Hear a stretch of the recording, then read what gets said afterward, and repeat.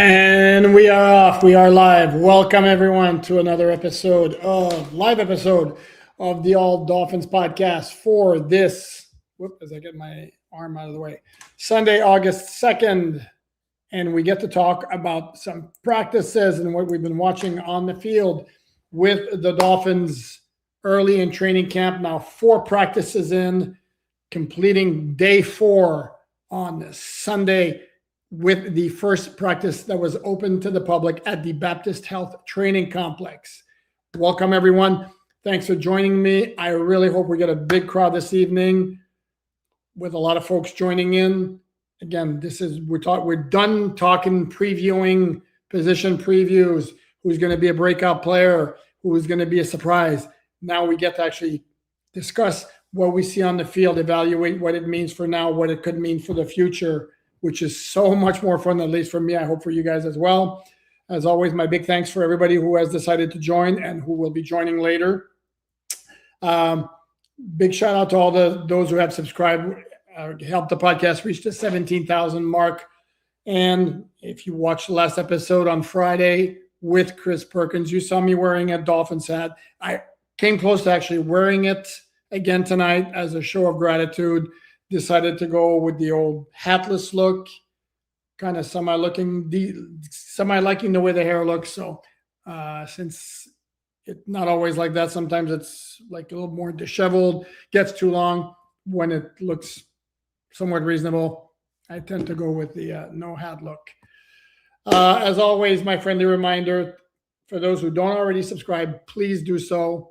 Would very much appreciated. Like the videos, please comment, share after we're done. If you want to hype the video, helps the algorithm, I would be deeply appreciative. Check out the written content at MiamiDolphinsOnSI.com. All free, no paywall, no subscription. We write, my staff or I, you read, you click on it. It's that simple. If I put a link in the previous episode about a story I wrote, cautioning every Dolphins fan not to overreact to every practice when it comes to Malik Willis, whether a bad practice or a subpar practice or a very good practice. There's going to be ebbs and flows. That's how it works. And we got to keep in mind the big picture. And again, let's not overreact. And having said all that, let's dive into it. I promised I was going to talk about this Ollie Gordon 70-yard touchdown, or supposed 70-yard touchdown. That story tossed out there by a radio guy in Dallas on Friday, I think it was, suggesting that the Cowboys, if they're in their quest to upgrade the linebacker position, he's thinking about Miami and Jordan Brooks, which makes zero sense. It's a great idea from the Cowboys' perspective. It makes zero sense from a Dolphins perspective. In fact, let's just shoo it out of the way immediately and just talk about it for 2 seconds before we dive into what we saw at practice and my impressions of the first 4 days of training camp. And I absolutely want to get your thoughts. I may start the live chat Q&A portion of it earlier because I want to know what's on your mind so far in training camp. Your thoughts based on what you've read and heard. And as my disclaimer again, as I've said before, find a source you trust. If you can't attend practice yourself, now the practice, we were in a run of practices that are going to be open to the public. So if you want to go watch practice, by all means, nice crowd today at the Baptist Health Training Complex. I don't have a number. Some smart guy on Twitter, when I said it was a nice crowd, said there were empty seats. Yeah, there are always going to be empty seats. I mean, it's not going to be a full house capacity. It was a nice crowd, particularly for a team that's got very low expectations. Yeah, I was actually surprised there was that good a crowd.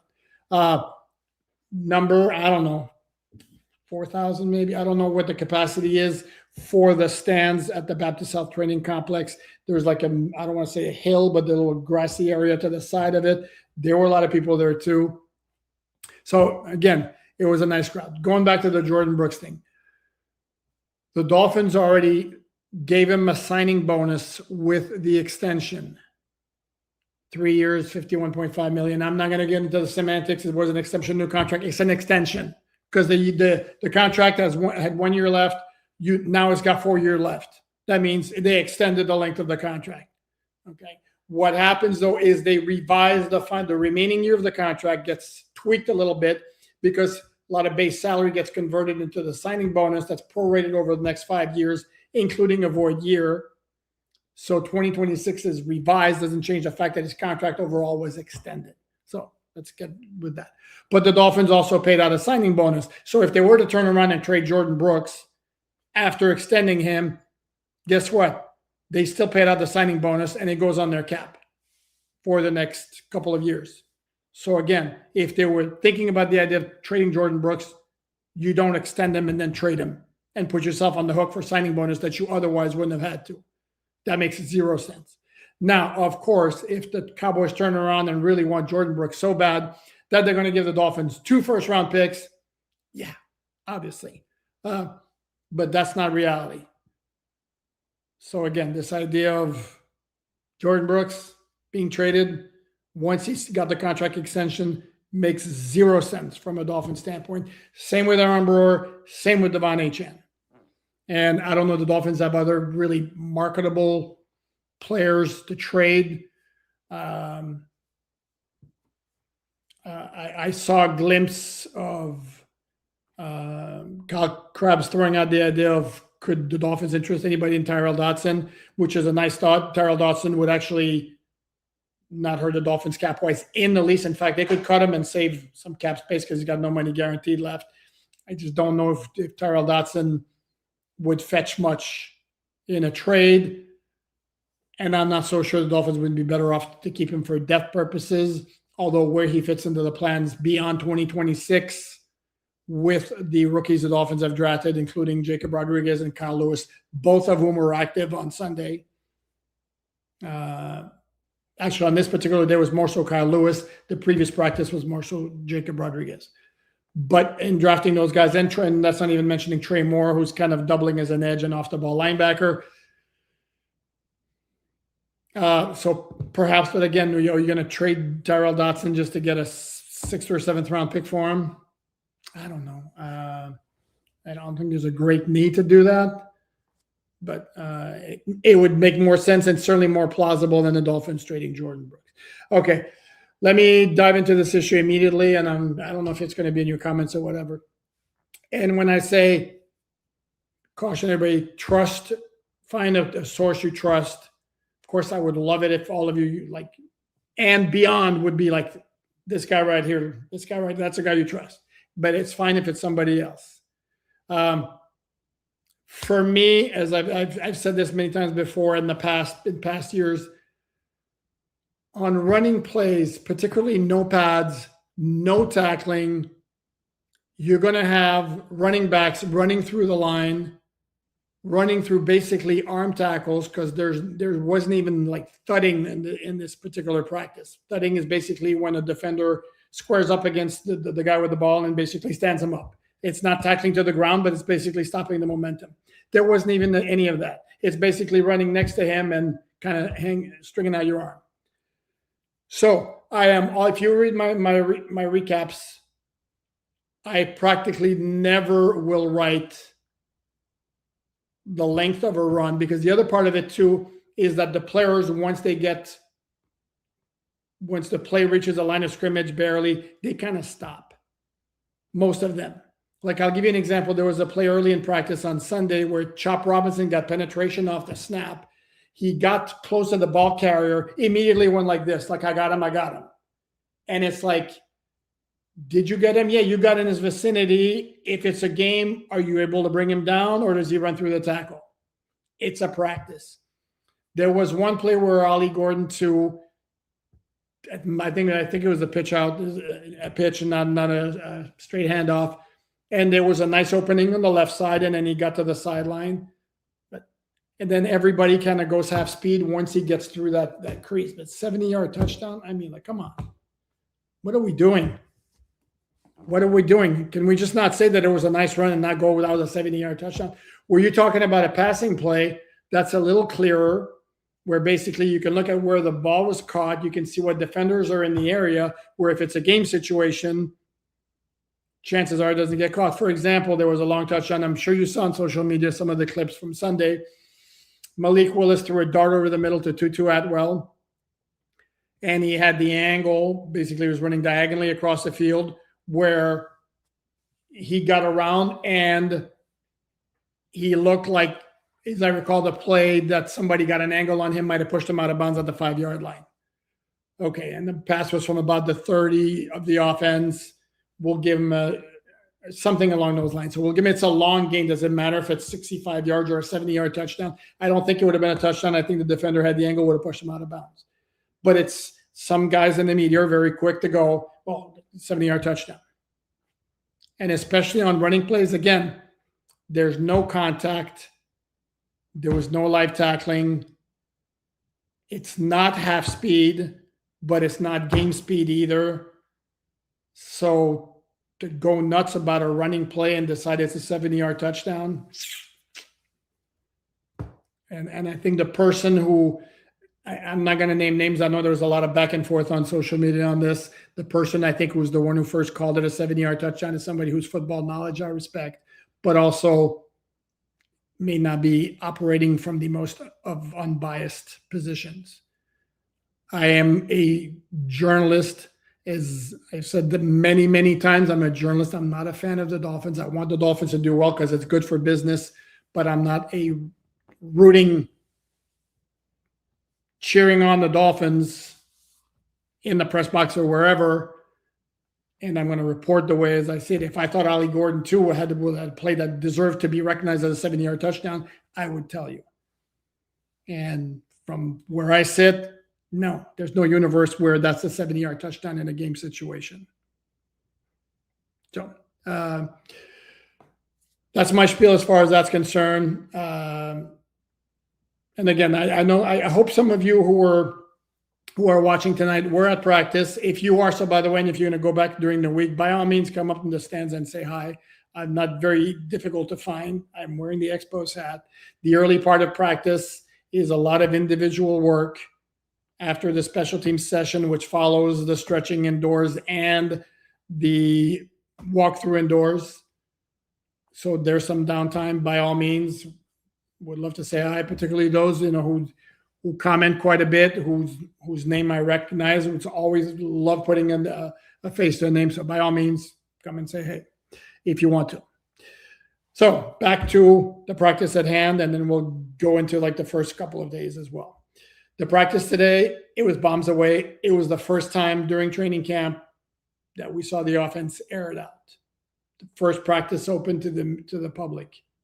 Coincidence? The way it worked out? Very nice coincidence, I will say, if that was a coincidence. But there were a lot of deep completions. Doesn't change the fact that they called more of those. Doesn't change the fact that the quarterback connected on them. And it was Quinn Ewers. Malik Willis had the one to Atwell, which is like I said, an absolute dart. And then Cam Miller on the very last play, which was a competitive period where the loser basically of that particular down was going to have to do push-ups as punishment for losing. And as Chris Johnson, the rookie first-round pick from San Diego State, who had a really, really nice pick, by the way, a great pick, earlier in the practice, explained to the media afterward, there was an offside on the play before. Offense got a do-over, and Cam Miller went over the top to A.J. Henning, who was pretty well covered by Miles Battle, but nice, very, very accurate deep ball by Cam Miller. Nice diving catch by A.J. Henning, who had another long reception, along with Kevin Coleman Jr., also had a very long reception from Quinn Ewers, who had by far his best outing of training camp so far, after not looking particularly impressive the first three practices. Cam Miller, I would even say even Cam Miller and Mark Gronowski, the third and fourth quarterbacks, who still, to me, will not make the 53-man roster. Both also had better performances. Of course, we get to Malik Willis. Yeah, I like the way he looked again. And what he does, he's got a couple of things, there's a lot of zip on that ball. He had a couple of really nice, accurate throws. And then also he's got plays where he changes the arm angle. And one of those, as I recall, it was where he changed the arm angle, had a completion to Caleb Douglas, who immediately was stripped by Juju Brents for the pass breakup. It looked to me, it might have been close for potential fumble after the catch, but there are officials on hand. There were 3 officials that there have been for the first days of training camp, and one of them immediately signaled incomplete. So, but that was a nice throw. And overall, he looked really good. And somebody in a mailbag on Miami Dolphins on SI.com did 3 parts because there were so many questions, and I tend to not want to leave out any questions. Somebody asked me, based on what I've seen, if I think that Malik Willis is going to be an upgrade over Tua at quarterback. Even before today, I said, yes, I think so, because Tua was very good in 2022 and 2023. Yes, I said he was very good. Tua was always somebody who depended on having guys around him and having situations ideal around him, where Malik Willis will make a lot more things happen on his own. In the past 2 years, Tua wasn't the same guy, and Malik Willis over the first 3 days, even though it wasn't always great, looked to me like a better quarterback than I saw the past 2 years. So nothing has changed my mind about being excited about the possibilities with Malik as a starting quarterback. Nothing. I'm not going to predict greatness, success like some other podcasters out here, fans, maybe somebody I do another podcast with called the Dolphins Collective. Maybe his name is TD. If you're watching, love you, TD, but TD's ready to put Malik Willis in the Hall of Fame. I'm not going there, but I am excited, and I think there are very, very, very intriguing possibilities with the dude. So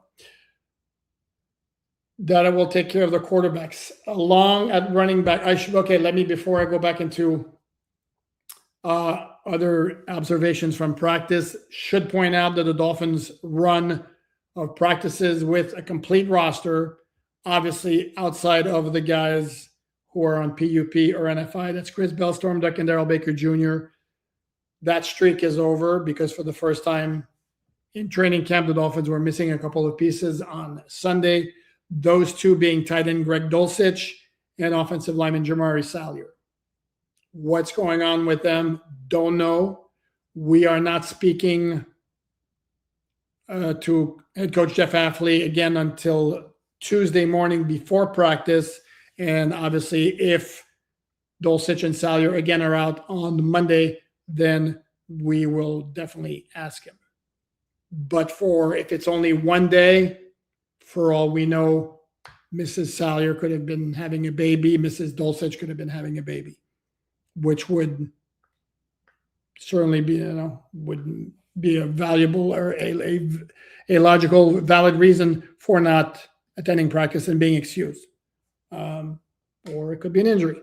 And hopefully it's not a serious injury for either player, because Jamari Salyer could become an important player for the Dolphins because of his flexibility and the fact that he could be not a great player based on his track record, but he could be a solid starter either at guard or at tackle.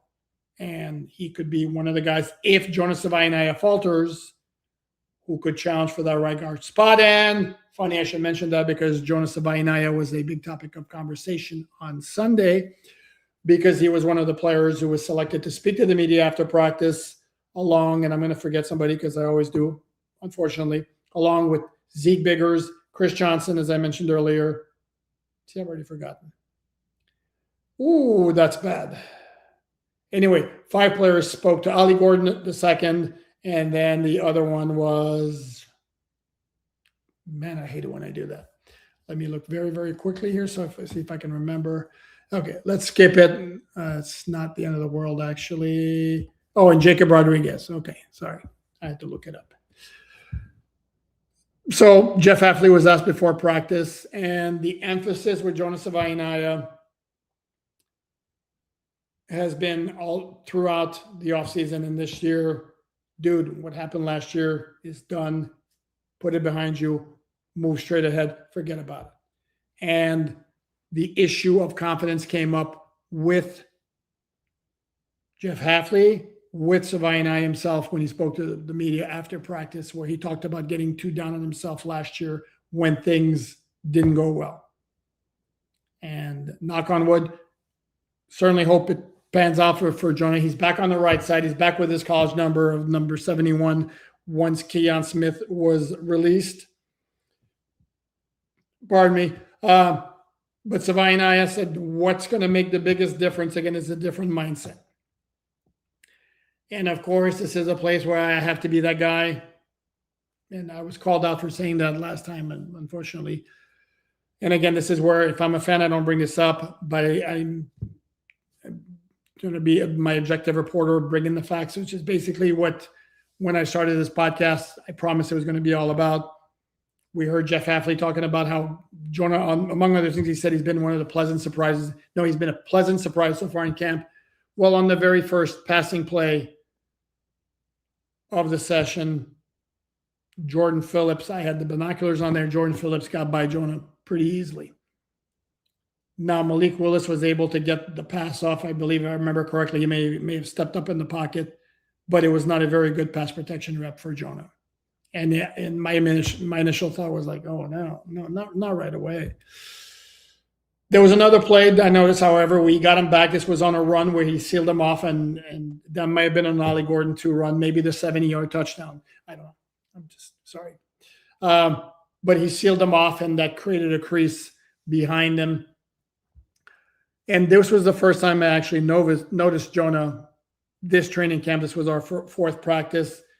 So, again, no major judgments to be made so far. And the other part of it, too, this is a point I make every year at this time of year.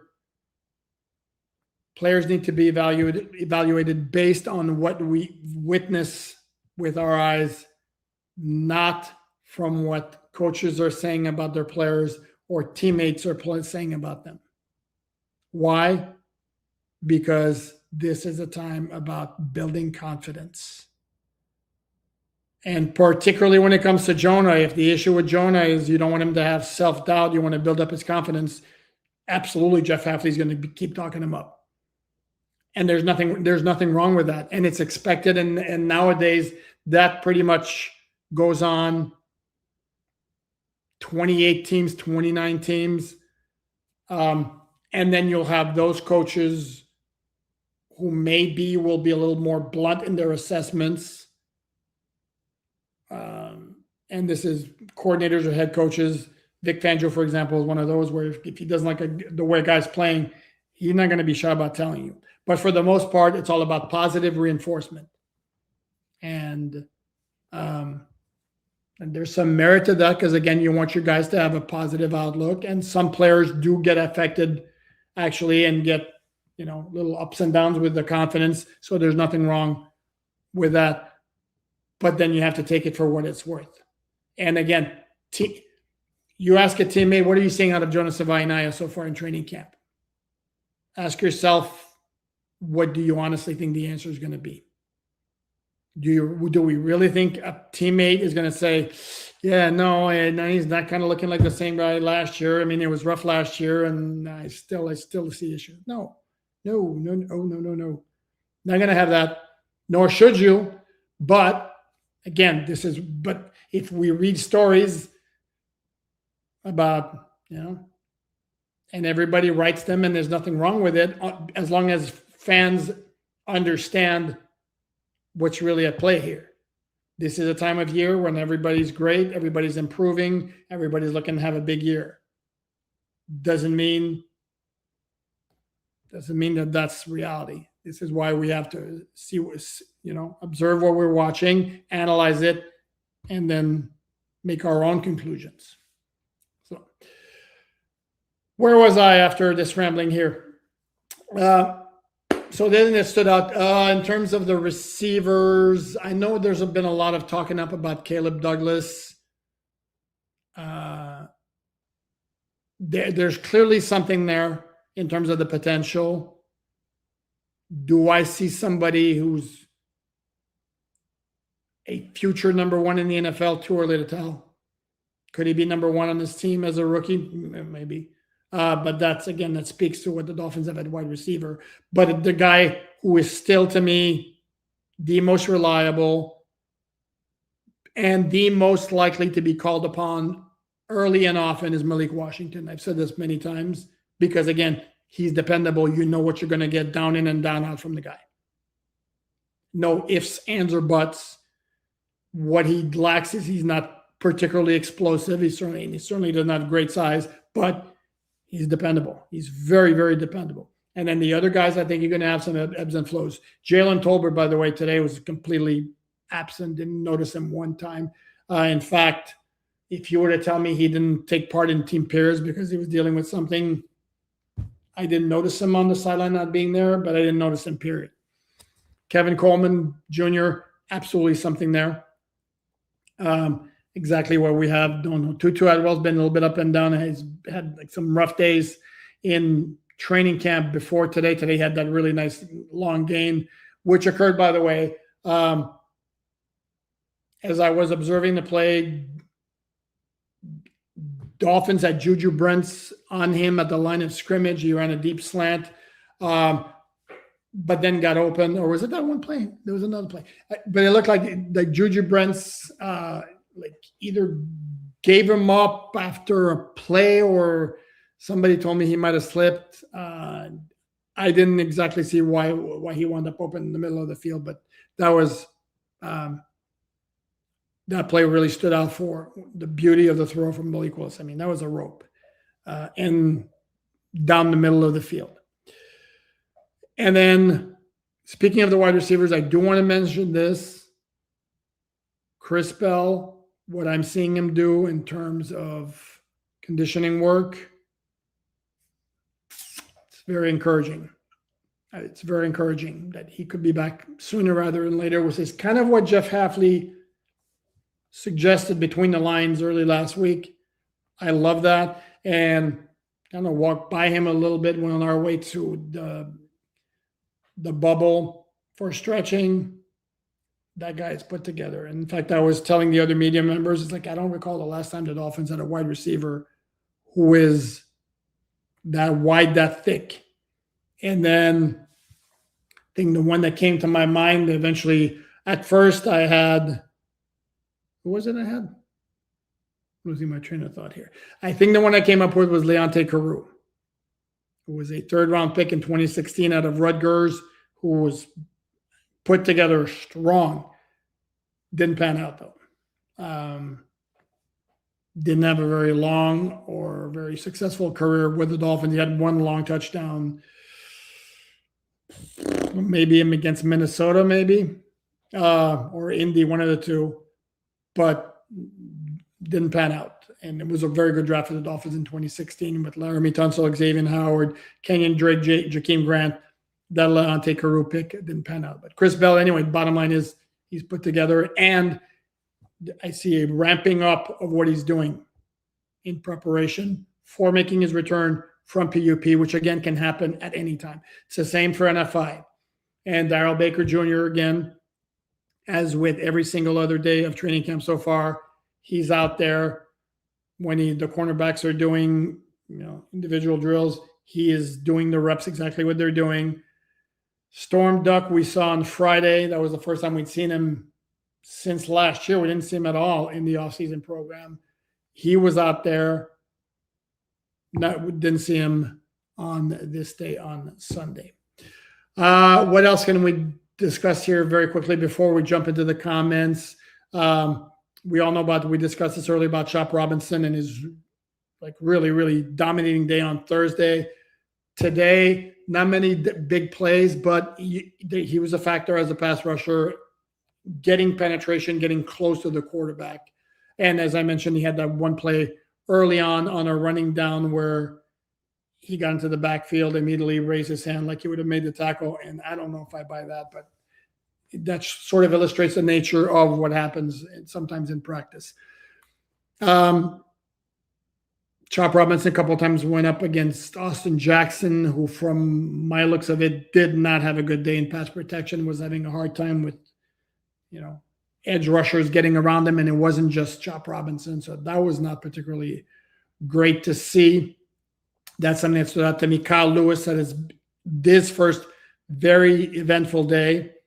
That includes some pass rushing. There was also, he came in on a blitz one time on a running play and was in the backfield before the running back basically had the ball. So that was good to see. I'm trying to see who else. And I mentioned the Chris Johnson interception. This was passed. That was intended also for AJ Henning. That was one he didn't come down with. And that was a case where Johnson recognized the rod got in front of him and then beat him in a 50-50 ball, where he kind of basically boxed out Henning, jumped in front of him, made the catch. Great play for Chris Johnson. Certainly nice to see that. And beyond that, nothing else really jumped out. So without further ado, let's attack the comments, see what's on your mind. I am very curious to see what you guys have to say here. And as always, I am going to take care of those who take care of the All Dolphins podcast first, as I'm sure you'll understand. So, and as always, I'm going to say it individually, but as a whole as well, appreciate any financial contribution, donation to the show. Very much appreciated. With that, Randy, thank you very much, Randy. We cringe when hearing soft associated with us. WTS. C. Douglas seems to lack soft hands. Who do you see with soft hands to this point? I do see Caleb Douglas with not having soft hands. I absolutely do. I see somebody who sometimes is not the smoothest ball catcher. So far, Malik Washington has very soft hands. Kevin Coleman Jr., I've seen pretty soft hands. I would say Theo Weiss Jr., which we know has good hands. In fact, Quinn Ewers came in, his first completion was over the middle to who else? Theo Weiss Jr. I like his hands. He's got very nice hands. Chris Bell, we haven't seen yet. Out of the backfield, Carlos Washington Jr., the running back, has very, very good hands. Among the tight ends, Ben Sims has good hand. Will Kazmarek, from what I've observed, has very good hands as well. I think those are the guys that would stand. But I don't know that I'm blown away by anybody in terms of the receiving ability, but there are some guys who have dependable hands. This is Dolphin Kev. Thank you so much. Let me see if I can bring it up. There we go. Dolphin Kev says, I love these shows and thank you for the donation. I love these shows. The best Dolphins coverage there is. Thank you very much. And Kev thought beforehand there was going to be no show tonight. Absolutely. And it's going to be one every single solitary Sunday, as always. And Kev, that deserves one of these. Thank you so much. The kind words along with the donation. Very, very kind of you. So let's see. Mac is asking, have I met Larry Zonka? I have met Larry Zonka. I'm trying to say in person. I actually did a phone interview with him in Alaska several years back. I think I met him as part of a group who was doing something on the 72 team. That was several years back. But yeah, I think that's the extent of my exposure to him. Jose, thank you very much for the donation. Says, according to TD, we're Super Bowl bound. Yeah, TD's got those lofty expectations. But he's funny. I like TD. He's a good dude. Okay, Sumo Headbutt. That's a great name. What's the beef with the local media and Finns podcasters? You're telling us to be careful where we get our info from, and Omar is having a public battle with a podcaster. Spill the tea, Poupart. And the tea and then the beef is that whole 70-yard touchdown run by Ollie Gordon where Omar was saying no. And Omar made the point, if Ollie Gordon had a 70-yard touchdown, legit 70-yard touchdown in the practice, you don't think the Dolphins social media team would be all over that and you get a clip of it? Answer, yes. And there hasn't been that clip. So his point is well taken. And no, there was no 70-yard touchdown. At least I refuse to even acknowledge or suggest there's been a 70-yard touchdown run, because that to me it is highly, highly misleading for the fans. Oscar Rojas. Poop, I want to commend you because last week I asked you, who do you think we will sign as an edge rusher, defensive end, someone young? You looked it up and you hit on the dot with Farrell. Good job. Thank you very much. Cleveland Farrell, yeah, the 4th overall pick from Las Vegas. He fits the mold of what the Dolphins want. That's why I threw him out there. Again, he's not that old. He's somebody with a lot to prove at a crossroad. There's obviously something there because at one point, again, he was the 4th overall pick in the draft. Shouldn't have been picked that high, but obviously there's some talent. So why not take a shot? You're signing him for the veteran minimum. See if there's something there. And from my observation so far, I think he's got a very good chance of making the 53-man roster. Sure.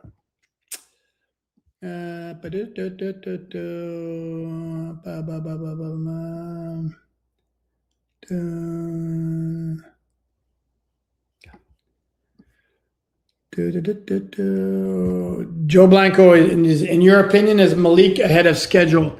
No, I'd say Malik Washington is right on schedule. See what I did there? Malik Willis, is he ahead of schedule?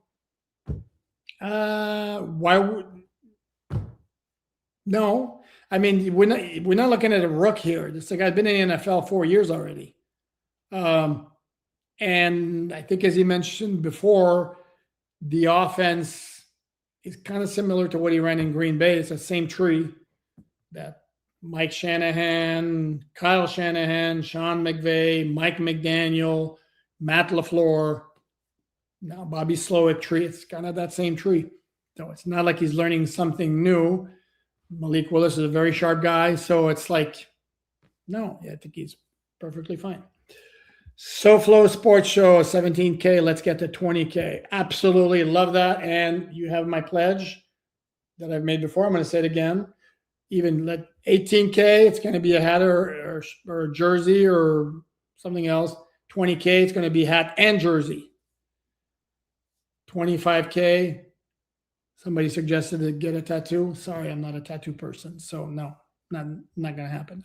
I'll come up with something, but no. SoFlo Sports said Expos hat still the move, LOL. Oh, don't worry, it's going to come back, but not tonight. Richie says I only trust TD and Poop for my Dolphins news. Okay. As long as you understand that TD sees everything through aqua-colored glasses, he knows his ball. I mean, and I don't question the knowledge. Unlike others, I don't question the knowledge of anybody out there. What I would question is the slant from some of them. And again, I have, as somebody who is journalist, it's again, I have no reason to say anything other than what I would truly believe. So, Marlboro Man says, "Good evening, Alan. Impressions after week 1 of practice." Boy, that's too general. That's too general of a question. My overall impressions. Again, ups and downs. I still don't think this is a great team that's going to win a ton of games, but they're going to be feisty. They're not going to be an easy out. They're not going to quit. And I see a lot of reasons to be encouraged about the future of this franchise because I do like everything I see from Jeff Hafley as a head coach, and not because he answers my question. He told me I had to ask a good question today. So, but that's not why. That's not why I like what he's done so far. I like the mindset part of it, though. If we're gonna give a lot of flowers to Jeff Hafley for how hard and how serious the Dolphins and how businesslike the Dolphins are, let's also understand that part of that is they have just a ton of players on prove it 1-year contracts where they're playing for their next contract. So invariably, that's going to produce guys who are going to be ultra serious about their gig, and you don't have, for lack of a better term, a lot of fat cats on this team. And the guys who got paid are guys who have a lot of motivations, no issues with motivations to begin with. HN Brewer and Brooks. And even though you could add Malik Willis, I mean, if you look at the guaranteed contracts the Dolphins have given out for 2027, they have 4 guys other than recent high draft picks whose rookie contract automatically includes full guarantees, but they only have 4 veterans who have guaranteed money beyond next year. Guaranteed salary, I should say. Malik Willis, and those are the four guys: Malik Willis, Aaron Brewer, Devon Achane, and Jordan Brooks. And those are four guys you're looking at. Achane, who wants to win a rushing title. You have Malik Willis, who wants to establish himself as a full-time starting quarterback. And you have Brewer and Brooks, who are two of the best leaders on the team, if not the two best leaders on the team. So no issue there in terms of motivation and a team that's going to play hard. It's still not a deeply talented team. It's also paper thin. So I would temper expectations. But again, I like the overall direction of the team. Oh, Kev says you're ageless, actually looking younger. Oh, thank you, Kevin. Kev. A lot of white hairs showing up though. Nick says, hope you're having a good Sunday evening, Onk. I'm pouring up a glass for this one. Okay, what are we having? Glass of red wine? That would be my drink of choice. Not that I drink, that I drink alcohol anymore, basically. Whoa. Morning, good. Thank you very much for all your awesome work. Whatever happened to Sammy Smith, that bastard? Whoa, what's with the bad words? I don't know what he's up to. I'm sure if you're a Dolphin fan, you know what's what I'm looking for. The ups and downs that he's gone through. First round pick in 1989, ninth overall selection, running back out of Florida State, who had like great combination of size and speed. Didn't pan out in the NFL. Had some bad fumbles as a rookie. Then had to hear one of the most disgusting, grossest thing I've witnessed as a Dolphin reporter, when the fans are chanting "Sammy sucks" at a rookie because he fumbled in a crucial situation. That was lame. I'm sorry, that was lame. And then he had to deal with losing an infant, a toddler, to SIDS. Then he wound up in jail because of some. I'm not quite sure. I don't want to be wrong about this, but he wound up doing some jail time. I don't know what he's been up to lately, but that's a Sammy Smith deal. But pads tomorrow, fam. You know the funny part about it, though? Dolphins are allowed to get him to pads tomorrow, yes. And Jeff Hafley was asked about it. He never once said, yes, we're putting on pads tomorrow. Everybody just assumed because it's the first day that they're allowed to wear pads, and it's bad job on us. We should have confirmed, but we're all assuming that because they are allowed tomorrow to be in pads, that they will be in pads. So Flow Sports Show says Alain with dreadlocks is pretty epic, though. Yeah, if you guys haven't seen it, I put it up on Twitter. Dolphins Collective put up on Twitter. Is one of our regulars send me this AI Photoshop thing with me with the dreads and Omar Kelly minus the dreads, with my beard and my graying hair. It's actually pretty funny, I have to say. Common Law Kid says Alan TD has been plugging your SI column every day this week on his solo show. He says it is the best place to get accurate, unbiased info about what's going on with the Miami Dolphins. I agree. Well, I love that. Thank you. I have to give TD a shout out very much. I love that. Like I said, TD knows his ball, and sometimes you got to understand this. Sometimes TD likes to have fun, and maybe he trolls a little bit, and he's also highly optimistic, but he does know his ball. Max says, which receiver has bigger impact in 2026, Caleb Douglas or Kevin Coleman? I'm inclined to lean a little bit towards Kevin Coleman, if I'm going to be honest about it. I think I see him as more consistent, I think.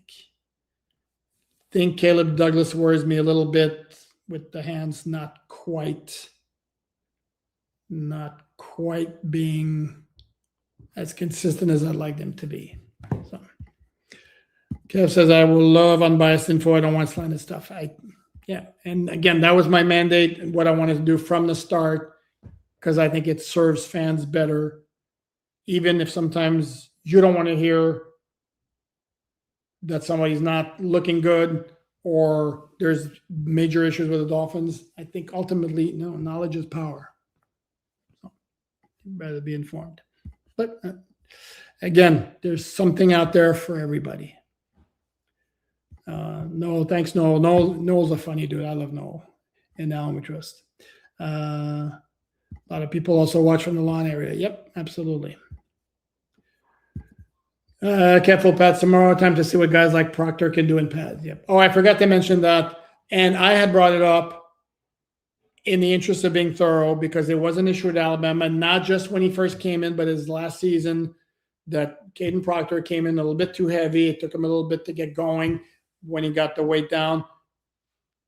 Not an issue there. He's a big dude. That's a big man. But he doesn't look like the weight's an issue. He looks fine. It's interesting, though, because Patrick Paul looks clearly taller than him, and part of it is because Proctor outweighs him by about like 30 pounds. Like Patrick Paul looks almost skinny compared to Caden Proctor, and they're both about the same height. They're both listed at 6'7". But Caden Proctor is a large human being. But so far, so good with him. Rick's asking, how is Trey Mooring and Lewis Moore look so far? I haven't heard much of them. No, it's been quiet for Lewis Moore. Trey Moore is getting into the mix, is all I'll say. He hasn't made many plays that really stand out. I'm going to be honest about it, though. Does Malik Willis patting the ball before throwing something the defense can use against him? No, what they can use against him if he freezes on his intended target, that's a problem. The patting the ball itself, if it comes out on time, if it causes the ball to get there late to a receiver and allows the DB to make a break on it, that's an issue. But it would be an issue even if it was just taking too long, even if he's not patting the ball. The patting the ball itself, no. Could be a problem if he's somebody in vicinity, and if he's busy doing this, then the ball security is not as good, and somebody swipes from behind, could be a problem. If Malik Willis is just meh in 2026, is he our week 1 starter in 2027? Thank you, Alan. If Malik, only if the Dolphins draft pick the quarterback in 2027 needs some seasoning, if that makes any sense. If Malik Willis is only meh in 2026, I would think and hope the Dolphins take a quarterback with their first pick in the 2027 draft, and that's a very high draft pick, and that's your franchise quarterback. Does it necessarily mean he starts week 1 of his rookie year? No. That could be your scenario where Malik Willis still would be the starter in week 1. Check. So let's go. Based on what you've seen, is Chris Johnson going to be the better boundary option in 2 cornerback sets over Jason Marshall Jr.? I like what I've seen from Jason Marshall Jr., I'm going to be honest. And I like what I've seen from Juju Brents. I think the Dolphins are actually in decent shape at cornerback, contrary to what was popular opinion heading into training camp. I want to see Chris Johnson out there, though. To me, it would be a major disappointment that Chris Johnson is not playing 100% or close to it of the snaps on defense in 2026. And I do think that's what's going to happen. Chase asking, is this the worst wide receiver core you've seen? No.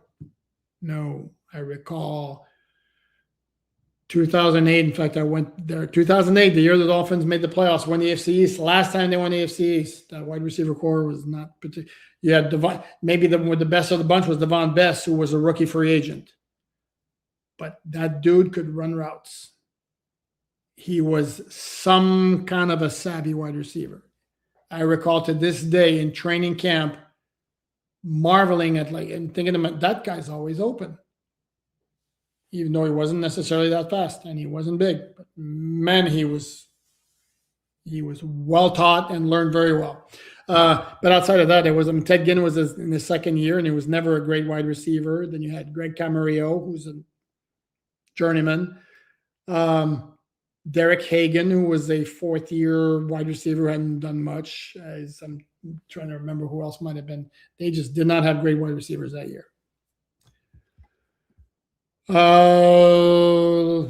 Let's call Iraq. You're real. That might be the nicest compliment anybody can pay to me. So thank you very much. And I'm not for everybody, but I don't think anybody can ever accuse me of not being genuine. And that's something I strive for. Wide receiver core make me long for Hardline and Best. LOL. Yeah, Hardline was in 2008. That was it was a very good wide receiver. Devon Best to me was like, man, I like this game.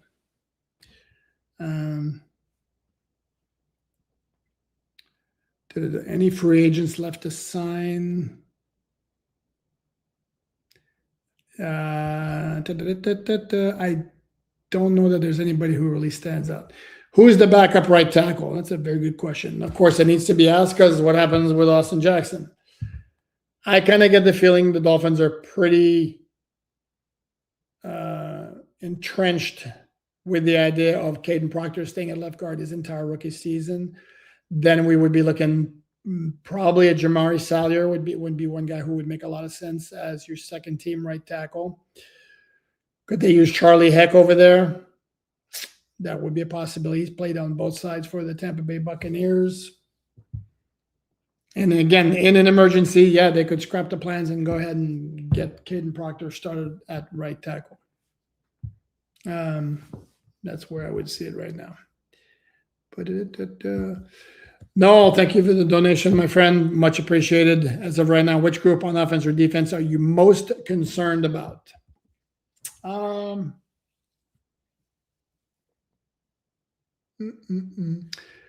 Very quickly, I will tell you quarterbacks, I'm fine. I think Malik Willis is going to be just fine. Running back, Achan is a stud. Ali had some moments today. Jalen Wright always looks good, running in at full speed. I like Carlos Washington Jr., but is he a major NFL contributor? I don't know.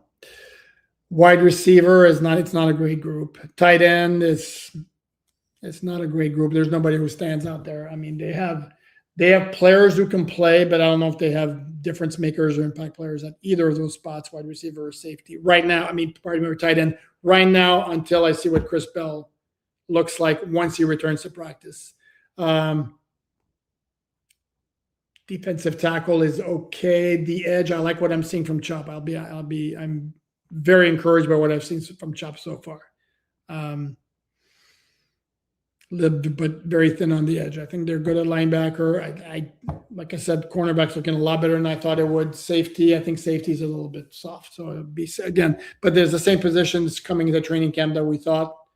It's safety and wide receiver, edge, and I think the tight end it's pretty nondescript. I know a lot of fans and I know some media members are very, very high on Greg Dulcich.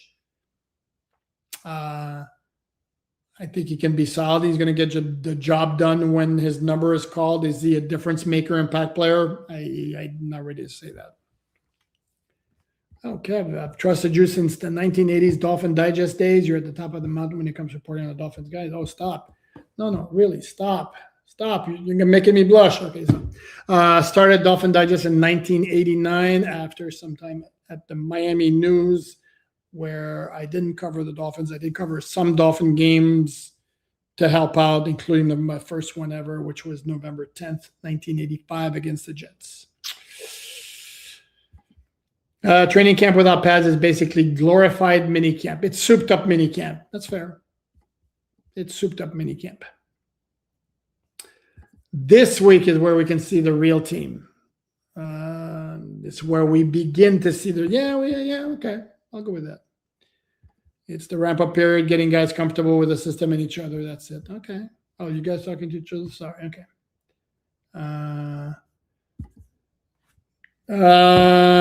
Thank you, Alain. I thought Trader had the angle to you. If you're talking about, I think you're talking about the Tutu Atwell long reception, right? Yeah, that's where it was. It was coming in. It's coming in from the side. I didn't think that was going to be a touchdown. I don't know if the other reporters called it a touchdown in their practice reports. I didn't. So who knows? Let's see. Hold on.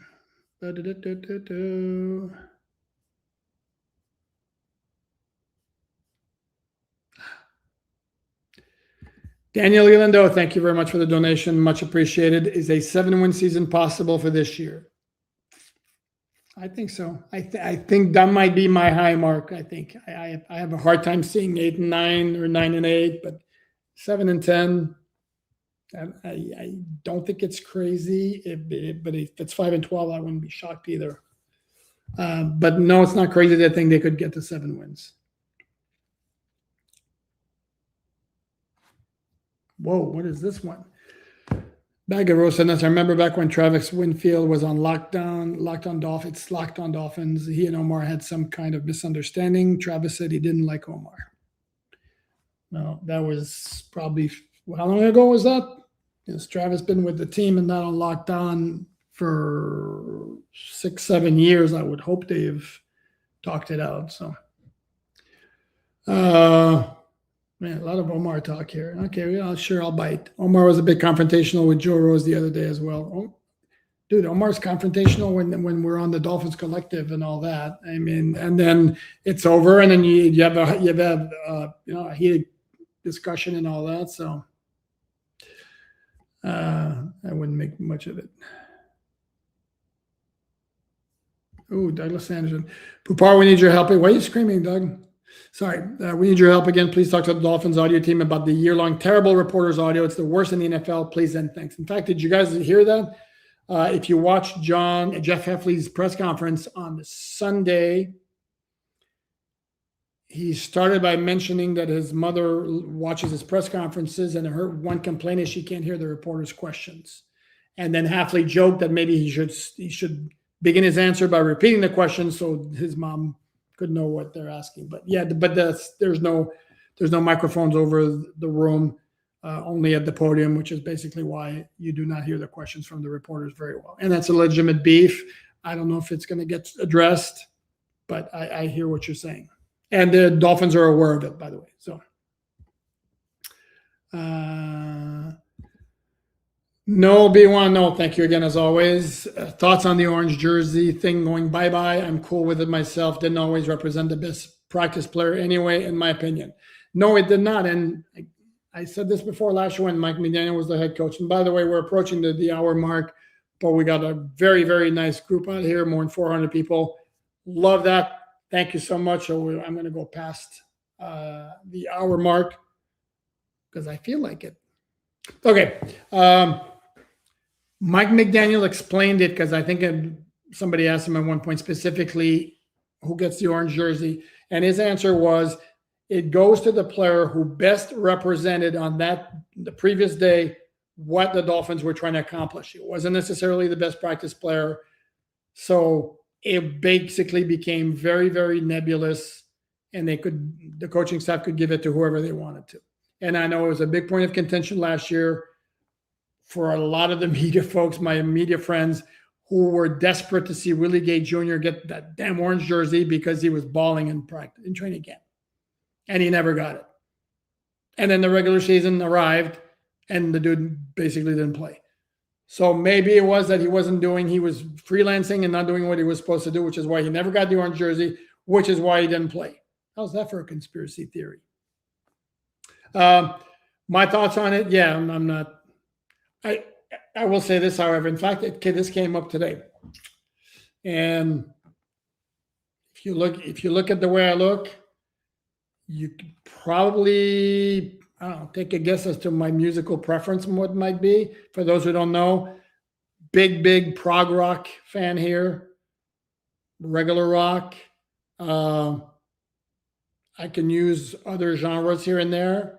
Very big on the melody being something that needs to drive the song. And what happened with the orange jersey last year is whoever got the orange jersey, in addition to wearing said jersey, also had the privilege of choosing the music for the practice. Well, this year there's no orange jersey, and I believe it might have been me who asked Jeff Heffley in the offseason who was in charge of choosing the music, and he was basically, I don't know, somebody back there. And I don't miss the orange jersey. I miss having more varied music than what I'm hearing, which for the most part, I'm not enjoying. Some of my peers really like the music, get into the music. And for me, it's like, no, hell no. Okay. But anyway, that would be my big gripe. So I don't make the jersey. In fact, I will say this. One of the players whose music I actually like was Tua, who had very eclectic taste. It was all over the place with his musical choices, but I liked it. And but anyway, so that's the deal. Noel comes back with Dolphins nose ring at 20K. No, but thanks for asking. I'm not a piercing person either. No tattoo, no piercing for me. I'm very old school when it comes to that. This is interesting. Have you had hair transplant? Do I look like I've had hair transplant? No. Answer is no. It's all mine. Full head of hair. My father passed away at 90. How old was he? He was 91 and had a full head of hair to his last days. So no, this is all me. Okay, here we go. Interesting. My friend, the Fish Tank podcast. Check it out. That's a great podcast, by the way. Sammy is Ole Miss football FCA director of character development. Thank you for that info, my friend. Defango, first time catching a show. Welcome. I hope you've enjoyed it enough that you're going to subscribe and check out more shows. Day one asks, how's Jalen Rager look today? I don't believe he's targeted. I honestly did notice him. Actually, the only time I noticed him is when I was taking attendance during stretching, because yes, we do this. When the Dolphins stretch and then go out on the field, we check off every player to take attendance. That's the only time I noticed him. And truth is, kind of the only time I've noticed him since training camp started. And I wish I could say I'm shocked. I'm not. Again, there's a reason he was available. Hasn't been on an active roster since 2024. When the Dolphins signed him, I'm pretty sure I recall cautioning anyone against expecting too much. But the Expedition Life asks, can reporters bet on sports? Good question. I don't even know. I should know this, shouldn't I? I don't know. I don't bet on sports, so I don't know. Defango, what is your thought process on what the front office has done despite the cap situation? Because for a while there, it felt like they were going the same direction as the Cardinals. Not good. There are a lot of folks who are going to tell you that they are in the same direction as the Cardinals. The only difference being maybe that they have a quarterback with a lot higher ceiling than Jacoby Brissett, with all due respect to Jacoby Brissett. And the Cardinals may not be as devoid of talent as much as some folks think. What do I think about what they've done? They did what they felt they had to do to restart over. And yes, to rebuild, even though the Dolphins, I saw stories last week where the Dolphins refused, that Jeff Afley will not use the word rebuild. Of course he won't use rebuild. And he explained why, and it makes perfect sense. Because if you're telling rebuild, you're basically telling your players, I don't think we're going to win a whole lot of games, but it's not about that. It's about building. Well, you don't need to say it. Actions speak louder than words. I've said it before. I'm going to say it again. Dolphins didn't make all those moves to better the team in 2026. They made all those moves because they think it's best for the franchise moving forward. So what do I like what they've done with the cap situation? Yes, they put themselves in a position to be able to make some headway, even though it's a case of step back, 2 steps forward. That's the goal. That's the hope. That's the goal. Giovanni, when's the last time the team? And thank you very much for the donation. I don't want to forget that. When this many days with an injury to start training camp, could there be some severity to the extended stretching? Yep. There might be something to that. It was very nice coincidence. And of course, we've jinxed it because the Dolphins had those issues. I'm assuming it's going to be some kind of injuries for Salyer and Greg Dulcich, who, again, if you missed it at the top, did not practice on Sunday, were not seen. And we had discussions with other reporters. I don't remember the last time. And of course, the Dolphins have 3 players on PUP or NFI, but everybody else, perfect attendance the first 3 practices of camp. I do not recall a time when that's happened.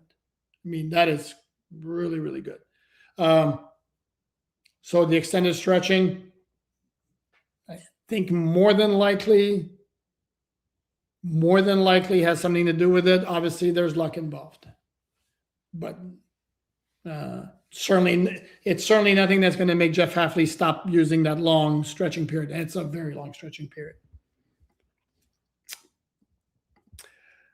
PR Versailles, thank you very much for the donation. Very much appreciated. Sully helped draft a first-round pick just released. Darnell Savage, they think we kicked the tires, 21 years old. Yeah. In fact, I checked out with my colleague in Pittsburgh to find out what's going on, because apparently he got off to a very good start in training camp, and boom, the next day he's sidelined, and now he's gone. I do think they're going to investigate, absolutely. And he's 29 years old, a former first-round pick, had some good years. He's a longtime starter, unlike Lonnie Johnson Jr., who was a starter early in his career, hasn't started like 3 games in the last 3 years or something like that. I do think the Dolphins are going to investigate it. Double 72 asks, should we sign wide receiver Diggs? 0 chance. No way. No. Not where the Dolphins are. Stephon Diggs is perfect to get a team over the top or closer to over the top. Dolphins are not in that situation. He might be a progress stopper. And also we're dealing with the issue of he's the guy who wants his targets. And he's going to be around for, and the other part of it too is how much money would he want? Would he really want to play on a team that's probably not going to contend because he doesn't alone make them a contender? Would he fit in the plans in 2027? You're not signing him to more than a 1-year contract. It makes 0 sense to me. Love this question here. Very interesting. Max Smith, 2590. Why did the Miami News die? The Miami News ceased operations on December 31st, 1988.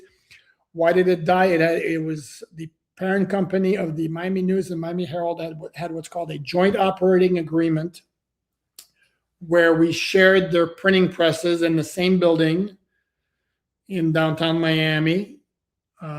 They would be a morning newspaper. We would be an afternoon newspaper. And then they basically dissolved the joint operating agreement to where the Miami News would then be on its own.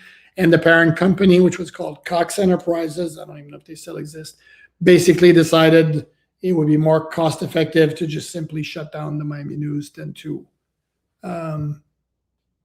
continue. No, that's what happened. And my last assignment for the Miami News, very happy to say, it was a basketball tournament. I was covering the University of Miami basketball team as a beat when the Miami News ceased operations, and one of my very last assignments was the Chaminade Christmas Classic in Honolulu, Hawaii, which I got to attend. So, pretty nice way to go out. JJ01225, any predictions for specific players with pads on? Nothing comes to mind. No, nothing comes to mind. And it would be even more so than the pads on for live tackling once they do live tackling, which Jeff Hafley says is coming. So that's funny. I'm going to put it on there. Get your hat on, LOL. That's funny. Don't like the hair? Sorry. Okay. Moving on. Garp Gump. Thanks again. Thank you, Garp. The Expedition Life says, thank you very much for the donation. Thanks for answering everyone's questions, even if they didn't pay. That's what I'm here for. And again, if we have enough folks out on here, wife's at work, kids are doing their thing, so I don't mind going for a little bit longer. You know, as long as the interest is there, and clearly by the number of folks we have out here, I love it. So let's keep cranking here. Yo, side eye, rank the current wide receivers strictly on the 4 practices. Side eye, I have to explain that one to me. Current wide receivers strictly on the 4 practices. Number 1, I'm still going to go Malik Washington. To me, again, I like my wide receivers who I can trust. Zero issues. Think probably Caleb Douglas. No. Malik Washington, Kevin Coleman Jr., Caleb Douglas, Jalen Tolbert, AJ Henning. I forgot to mention that AJ Henning had a monster day today. Had the 2 long catches. He was the one who got intercepted on the Chris Johnson pick. So Malik Washington, Kevin Coleman Jr., Caleb Douglas, Theo Weiss Jr., Jalen Tolbert, AJ Henning, Tutu Atwell. I haven't seen anything from Taj Washington, to be honest. I think he's on his way out of the team. Angelo says, side-eye from a month or so ago.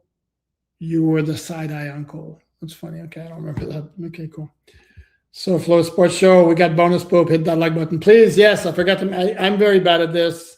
I'm not a podcaster by trade. I actually resisted doing a podcast for the longest time. Then wound up deciding to start doing it. I'm enjoying doing it, but I'm still kind of a newbie at it. I'm not technically savvy. The production value is not great. Hopefully what I provide is good content, and that's what keeps you fine folks coming back. That's what I hope anyway, but I do appreciate it.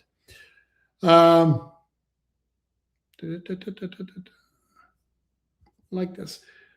Just started listening, went back to the beginning. Thanks for reporting. From a journalist standpoint, I can be the fan. Bingo. You nailed it right there. Perfect. Thank you very much. Bill 3, comparing this camp to the last one, we feel based on beat writers that this team is more physical and strong. Is that right? Let's see the joint practices. Is it more physical? No. And that always drove me nuts.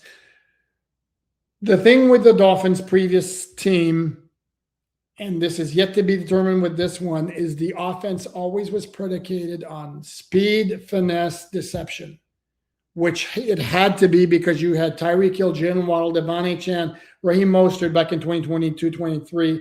And what's your greatest strength on that team? It's the skill positions, and they're all fast dudes, and they're not big. So what the essence of good coaching is maximize your strengths and minimize your weaknesses. Well, guess what? The Dolphins' strengths were that.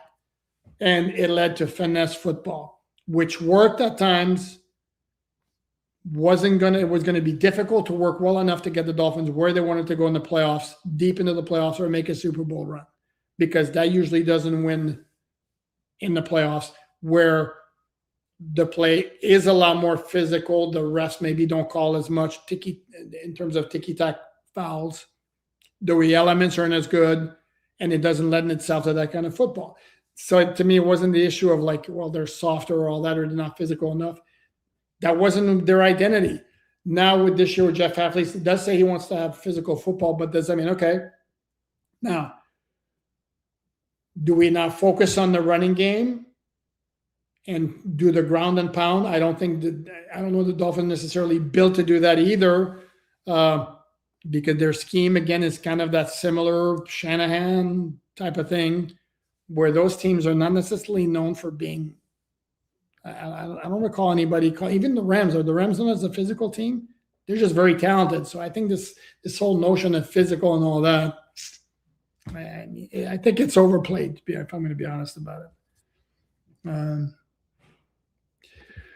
Noel B1 asking, will you be attending all the joint practices? I don't believe I'm going to be going to Ashburn, Virginia for the one joint practice. It's just not cost effective, I'm going to be honest. That's as transparent as I can be. I went last year. It's not because I don't want to. Last year I went to the one in Chicago, followed by the 2 in Detroit. But this year, once it came out that it's going to be one joint practice, yeah, I mean, I'll obviously be at the one here against or with the New York Giants. John Karam, love Athlete's comment that coaches are teachers first. Exactly what we need right now. Here's my thing. Here's my thing, John. Isn't that what all coaches do and say? There's nothing. It's a great line, and I love that. And I don't want to poo-poo. Get it, poop. I don't want to poo-poo what Jeff Hafley said, but it's every coach. That's what they do. That's their job. Oh man, Steve, dude. Thank you, partner. So very kind of you. Steve YZ1, thanks, Boo, for getting us through the off season informed. It is my pleasure, my friend. Let me go back here. I'm going to keep going. We still got more folks out here. Again, I love the fact that we had a bigger crowd today, which I was hoping and expecting, because again, thank goodness we are like into football actually, because I'm not the off season is, again, it's like there's only so many stories you can write about trying to predict what's going to happen, ranking all sorts of rankings, which, mind you, I don't mind doing, but I prefer talking and writing about what I've actually observed. So let's go back to this here, what we got here. Max asking, do you vote on the Hall of Fame? No, I don't rank, my friend. I don't know how many voters there are. I'd like to. I can go back a very long ways. The first NFL game I ever watched, and I'm going to date myself here even more than I already have, but Christmas Day, 1971, at my grandfather's house. It was the Dolphins against the Kansas City Chiefs in the longest game in NFL history, 2 overtimes. Dolphins won 27-24, which was the game that basically propelled the Dolphins on their dynasty. And if you recall that year, the following week, they beat the Baltimore Colts 21-0 in the Orange Bowl to win the AFC title, got spanked by the Cowboys in the Super Bowl 24-3, then came back with a 17-0 season. And I'd like to think I have an informed opinion when the Hall of Fame votes come up, because I've seen all those players, like the older guys. But no, nope. I'm just a little old poop. I don't rank to get a Hall of Fame vote. Okay. So Flow Sports Show says the only long plays you can count are 50-yard+ yards bombs. And again, the issue is on the running plays, nobody's tackling. Guys stop at or near the line of scrimmage. Nobody's running full speed after the ball carrier once he's past the line of scrimmage. It's silly, but there was one comment I had seen here. There was maybe a dumb question, but does stretching count towards the allowed time they get for practice? And that's not a dumb question in the least, actually. That is not a dumb question at all. In fact, I believe once you're on that, I believe it's time on the field and not necessarily practice. So I believe it would count, but I'd have to double check. And no, not a. James says we'll call it a 65-yard run. That's funny. I was going to joke that no, he didn't have a 7-yard run. He had an 80-yard run. Just to be a wise guy, like I can be at times. So Flow Sports Show can confirm Alain is very friendly at practice. Well, thank you.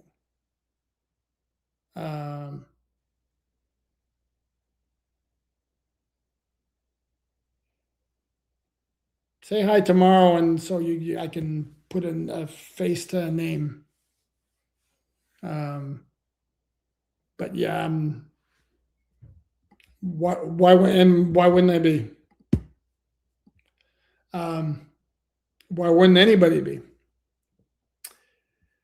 Jay said, did you see TD in person? No, that jerk never came over to say hi. Oh, I'm sorry, TD never came over to say hi. No, and he was doing his thing. I was doing my thing. So, hey, we see each other enough via the screen here, the Dolphins Collective.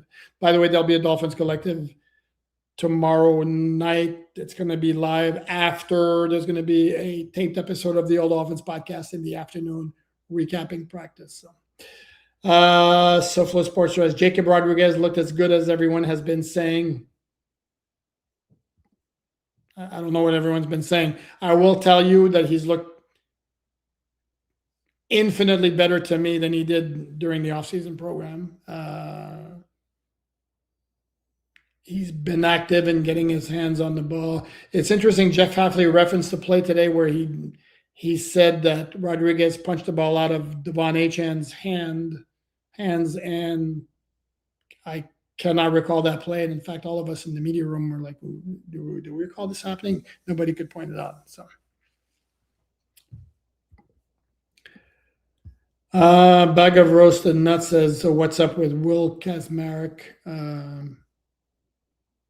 Nothing. He's one of those. He's gonna pop up a little bit more when there's live tackling and the pads are on and he can block. That's his forte. Dub says the black looks good. Well, thank you. It's slimming. I do like to wear black, actually, very much so. But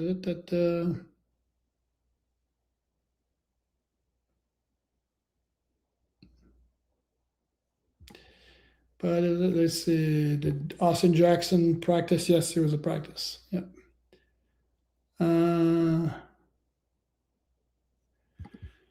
Two potential starting QBs is a nice luxury. What's that mean? Quinn Ewers a starting quarterback? Maybe. But there are a lot of teams where you could say their backup quarterback is a potential starting quarterback. I don't know that that's necessarily a point of reference. So Flo, again, I don't know, a lot of fans noticed that there was no music and no players spoke today. Did it really feel like an all business approach, unlike the previous regime? It was totally different. Not only that, there was no hyping the fans before practice started. If you remember those public practices under Mike McDaniel, you'd have four guys. They were usually rookies who would go right in front of the stands and do whatever they would do, some kind of variations of hyping up the fans. There was none of that today. There were no speeches. There was so much speech that they shouldn't have never been made in 2024, but that's a different story we're not going to get into right now. So yeah, that absolutely feels like it's more business-like. So.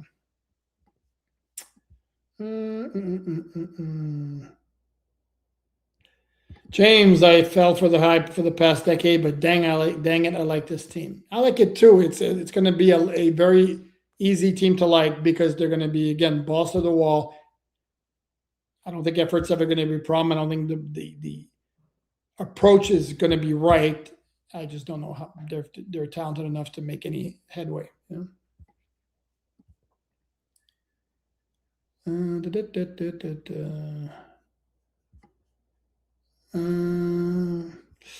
Mark says, not liking what I've seen in Ewers, even without pads. I thought he actually looked pretty good today.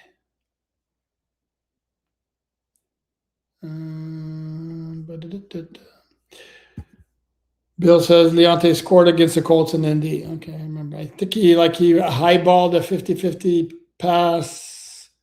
I don't know, the opposing 30 or 40, got it, and then sprinted to the end zone, as I recall the play. Landry was very dense and strong, but not built like Belt. Not even close. Not even. But Jarvis Landry was a dog. One of the toughest players. You want to talk about tough players? That was a tough player right there. But liking the progress so far very much. But very. Bell torched the Canes. He certainly did.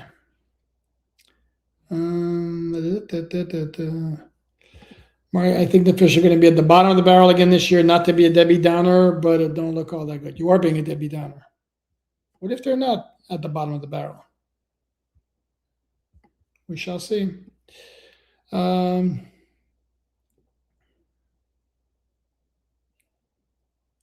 Oh, nice. Daniel Galindo says, you're the man, Poop. Thanks for going live. As always, love from Playa del Carmen, Mexico. Guess what? When we went to Mexico in 2022, that's exactly where we went. Playa del Carmen.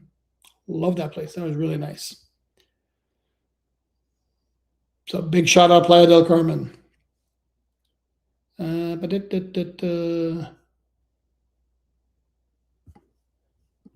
What do we got here?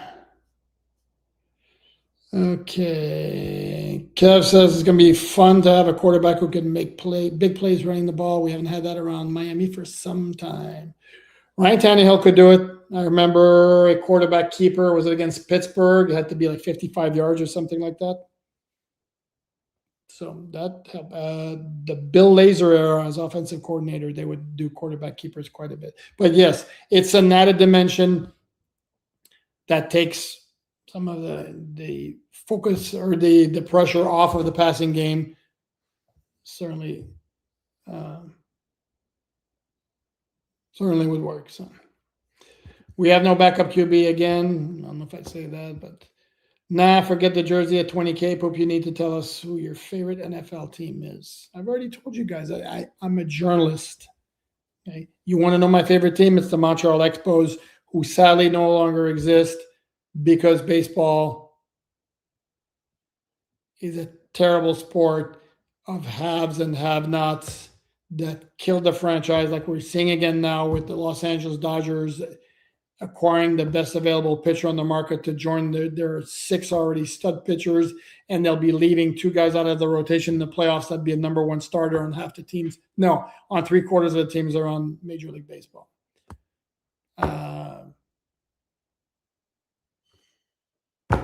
I used to be a fan of the Los Angeles Lakers, the Showtime Lakers in the 80s.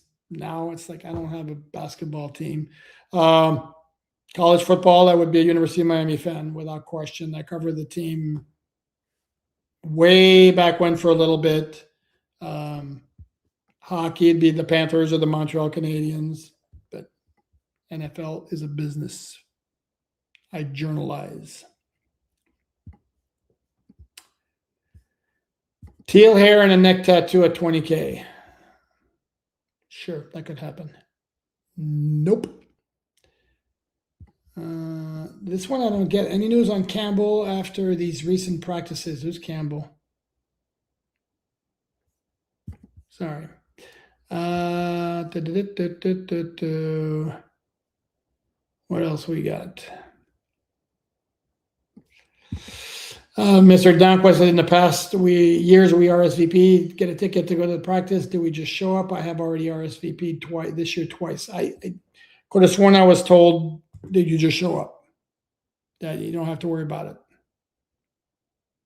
Don't quote me on that, but that's what I was told. Matt says, great show as always. Thank you very much. What are the odds they sign Keenan Allen again? Keenan Allen is 37 years old. He's a savvy veteran wide receiver. Why would he sign with the Dolphins? He's got when he's on the last legs of his NFL career, he'd want to sign probably with a contender. My guess, if he plays football again in 2026, going to be with the Chargers. If not, he may just retire. It doesn't make any sense, and it's not where the Dolphins are again.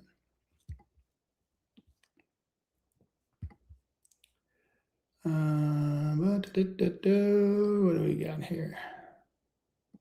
Interesting point here. Dean says, learn the hard way how much better the vantage point is by sitting all the way up in the bleachers earlier today. Was great seeing everyone earlier, not indifference in comparison to last regime. Okay. Dana, my friend, how are you? Between Chop Jonah and who? Oh, Grant, which player do you think is most likely to have a comeback season, Chop? Certainly based on what I've seen. I'd be lying to you if I said I'm not worried about Kenneth Grant. And again, the pads haven't come on. There's been no live tackling. That limits what he can do. Still, Jonah's 50-50, and if he can bounce back, Chop looks very good. But it's training camp early.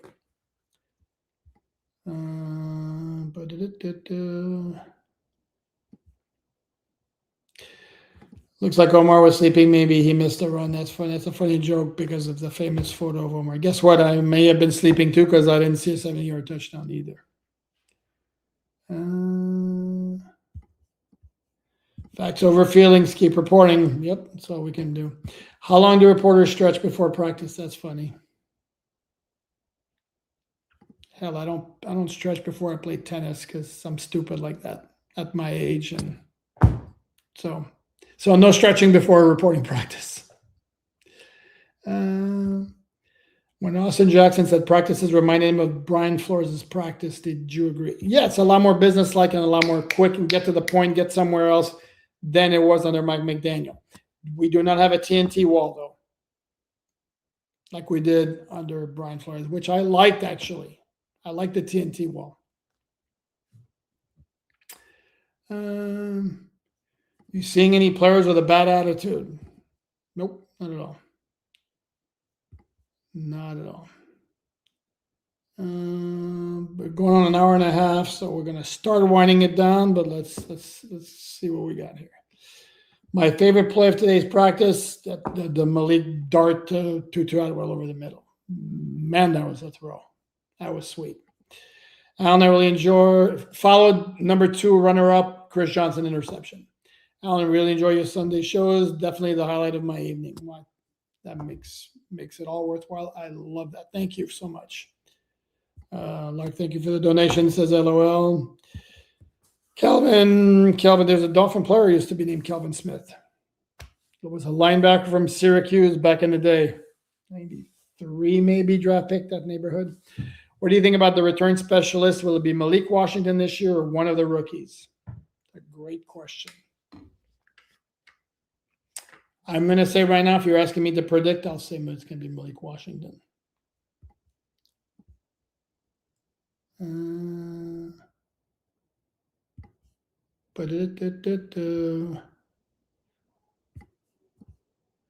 You know I got to put this up. You're my favorite follower of all of them. Seriously. Thank you very much. Much appreciated. FB Watcher, does Willis check the arm queen box? That's funny. You know I'm the arm queen. Yes, he does. Dude's got a very lively arm.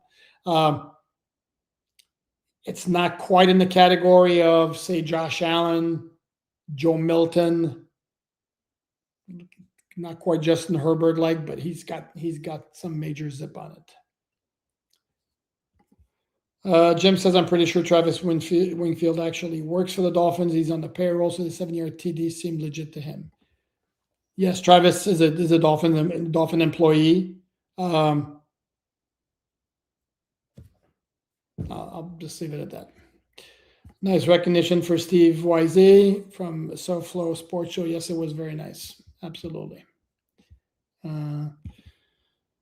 If not for the Sea of Hands in Oakland, the Dolphins three-peat. Sea of Hands, for those not familiar with it, was the game-winning touchdown that eliminated the Dolphins from the playoffs in 1974 in a first-round matchup at Oakland. And it basically came as Ken Stabler rolling to his left was about to be brought down, I believe, by Vern Den Herder. As his knee was about to hit, he just basically flung the ball into the end zone, and Clarence Davis, a running back, between 2 or 3 Dolphin defenders, came down with the ball. Touchdown, Oakland won 28-26. Oakland went on to play Pittsburgh the following week. The Steelers won that game and went on to defeat the Minnesota Vikings in the Super Bowl, the second consecutive loss for Minnesota. Jordan Murray, Tyreek Hill would hate being on this team this year with the elongated stretch times. Interesting point.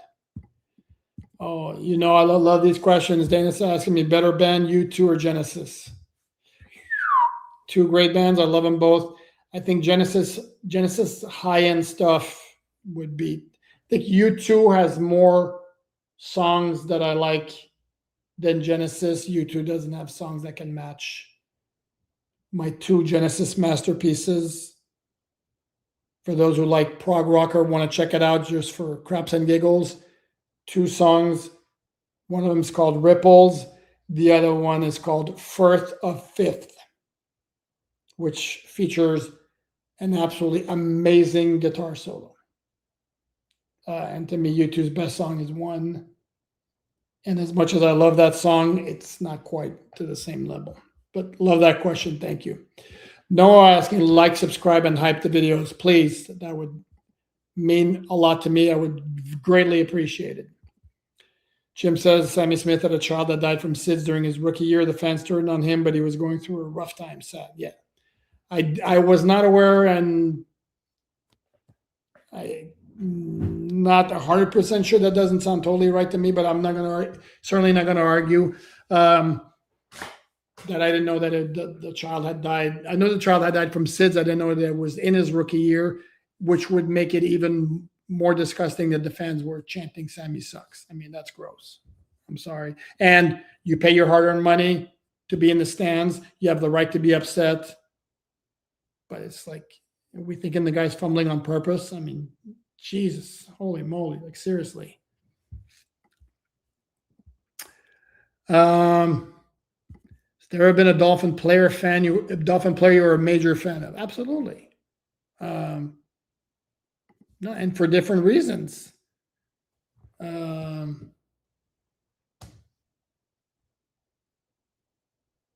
I have to name it right now?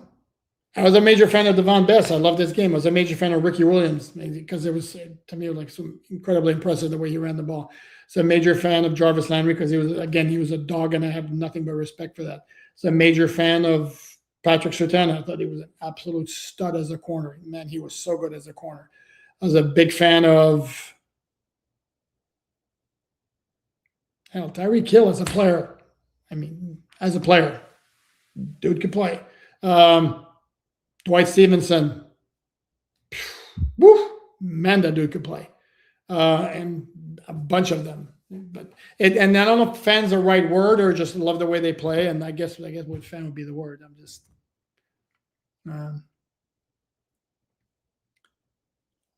Okay. Oh, my bad. SoFlo Sports Show. Okay. Lou, didn't see you out there today, Lou. I got to make it a point to say hi tomorrow if I see you. Lou's good people. Coach Sheffley can definitely talk the talk. Whether he can call a game unlike McDaniel remains to be seen. He didn't do well in college, but that could have been situational. Or it could have been the fact that he didn't have the players at Boston College. And Mike McDaniel absolutely could call a game. Sorry. If Caden Proctor and Jonah look good, tough to tell, but it's so, yeah, to a certain degree. No, all tempering my expectation due to brutal looking schedule. It is brutal looking. Things can change. Things can change. Absolutely. Jim, thanks, Jim. Thanks for the knowledge. I feel one of the main goals is to keep Willis healthy in 26. If he gets hurt early, all the best laid plans are out the window. Sure. And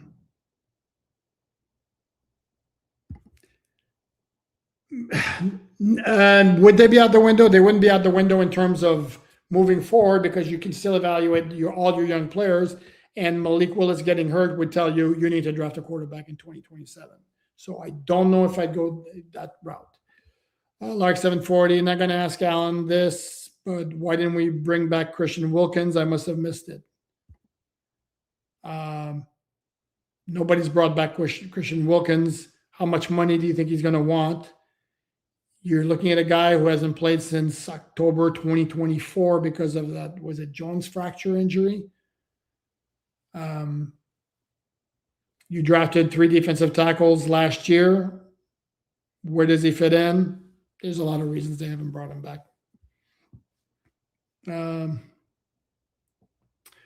Okay, Lou's answered the question. You do not need a ticket to training camp. Okay, thank you. That's what we had been told. So, but it's weird because that's what we had been told. And then the Dolphin social media team put out today was like, if you want to come to practice, register. So that's why I was a little bit confused. Zachary's asking, did you go to Sunday's practice? And if so, did you see TD there? Zachary, I go to every practice. Every practice. Always there. I did not see TD there. I know he was there because I saw his tweets, but I did not see him there. Who are my starting safeties? Definitely Dante Trader Jr. Right now, if I had to guess, don't be surprised if it's Zane Anderson. Randy Rogers says, thank you again, Alan. We'll be watching all your podcasts. Much appreciated. I'm going to keep going here again. I got more comments, so I'll go over there. Oh, DJ Campbell, are you asking? I haven't noticed him, to be honest with you. Not noticed him. 50K subs, Poop will wear a Dolphin Speedo. Yeah, you don't want to see that. Trust me, you don't want that. Be careful what you wish for. You don't want that. Joey Strew with the donation. Thank you very much, Joey. Much appreciated. I did answer your question about Christian Wilkins.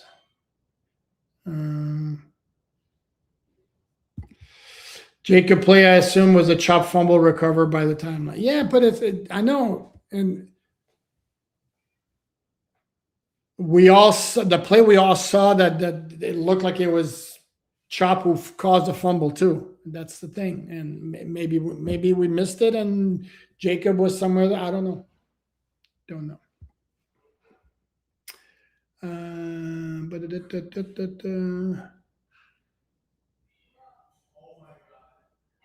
DJ Campbell. Over under 8 sacks for Chop this year. Over. Think Wilkins will be signed late season, or he must have done something so bad nobody wants him, which is crazy. He's not going. Dolphins are not going to sign him. He doesn't fit again where they are as an organization.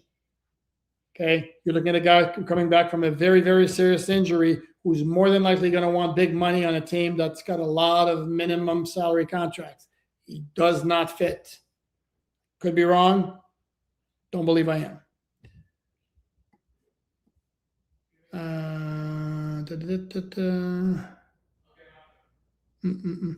Straight line speed, prime Jakeem Grant or Tyreek, who was faster? Tyreek Hill. Cranberries or Genesis? Oh, wow. Cranberries.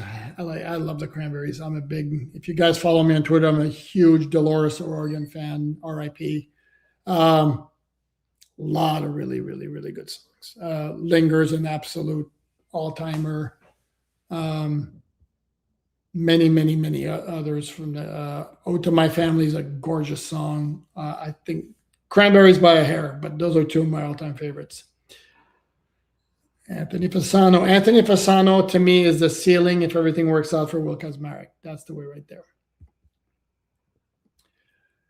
I might reach 2 hours here. You guys still have good comments, good questions, and I'll just have dinner when I'm done here. But I'm enjoying this. I hope you're enjoying it as well.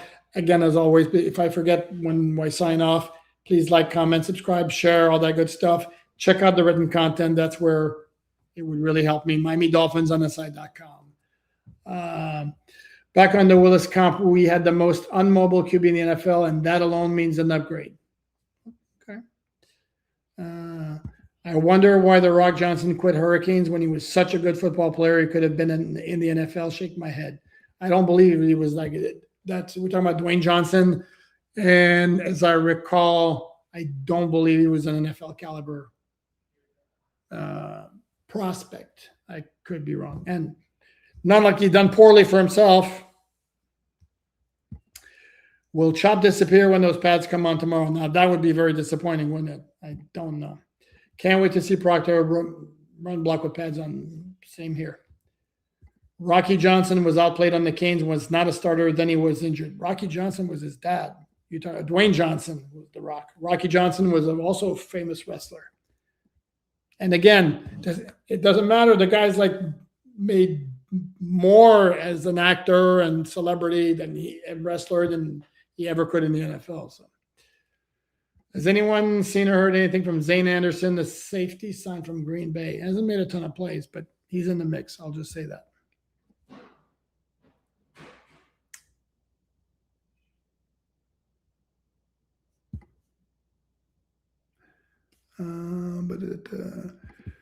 Jim says, another banger, Poop. Back to the grindstone tomorrow. Have a great week, everyone. Thank you as always, Jim. Very much appreciated. I know this isn't Dolphins related, but as a sports reporter, what do you think of Scuball going to the Dodgers? Does MLB need a salary cap in your opinion? MLB has needed a salary cap 30 years ago. You cannot have the disparity that they have in terms of the payroll of teams. It's ridiculous. And that's why you go into every season. It's basically, can anybody beat the Dodgers? Okay, the Yankees going to be there. Atlanta's going to be there. You have your small pocket of teams with shots. And then you have Kansas City, Pittsburgh, Cincinnati, Miami, and probably a dozen to 15 teams that have zero shot. It's ridiculous. And this is coming from, I used to be a huge baseball fan in the 80s up until 1994, which is basically when baseball died for me. That was it. I was done. But this is ridiculous. Like I said before, the Dodgers, and folks are saying don't blame the Dodgers, don't blame the Dodgers. No, I don't blame the Dodgers. They're taking advantage of a system that allows them to do that because their revenue is so ridiculous and they're not afraid to spend because they have the revenue to spend. And this isn't to say that some owners are not to blame because they don't want to spend. But you get a situation again where the Dodgers, if all their pitchers are healthy, they're going to keep out of their rotation for the playoffs guys who would be the number one starter for 3/4 of the teams. It's ridiculous. Common Law Kid, it would be fun to see you and TD do something together while he's down here. Well, we'll be on the collective tomorrow night, so that's something together.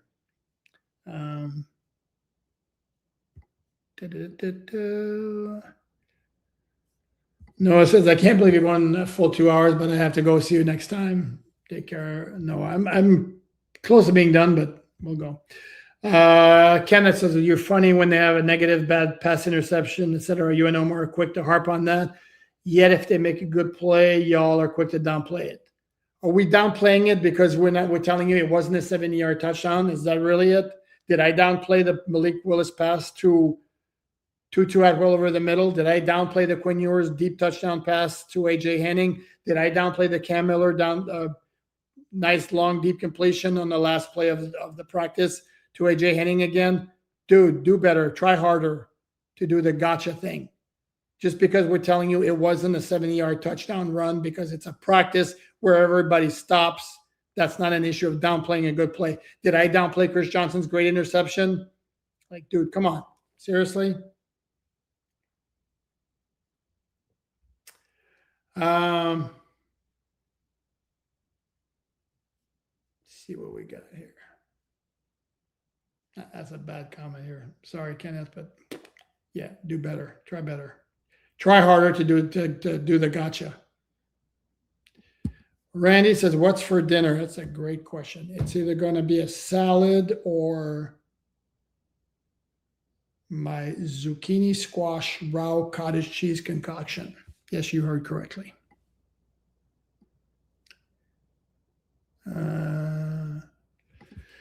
Poop, what did you say? What did you think of the Bad Wolves cover of Zombie? I'm not a fan of covers. I mean, in the remotest, I haven't heard it. I'm not sure I want to hear it.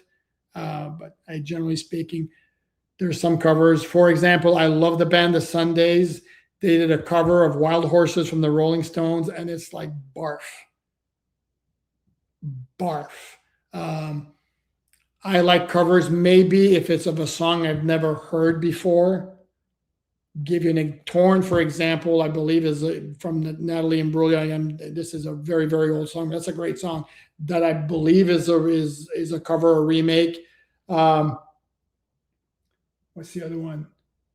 There's a song, if you know David Gray, he's got a song called Say Hello, Wave Goodbye, which is a cover from the band that did Tainted Love Soft Cell. But I never heard the original in either case. If I've heard the original, generally speaking, I don't like covers. So,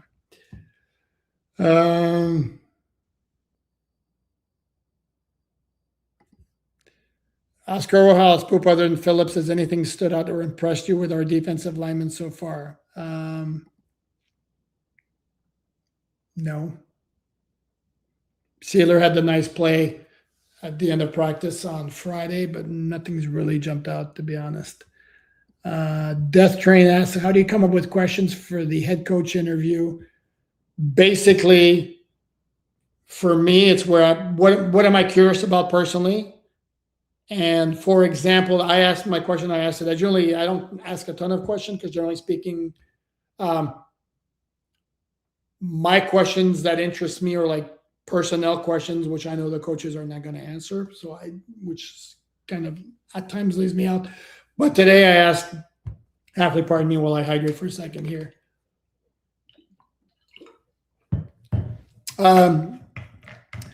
I asked Hafley if an ideal practice for him is when the offense wins 50% of the team snaps and the defense wins 50%, or is there another criteria, maybe depending on what he's trying to accomplish that day? And basically what his answer was, he's looking at the process more so than the result of the play.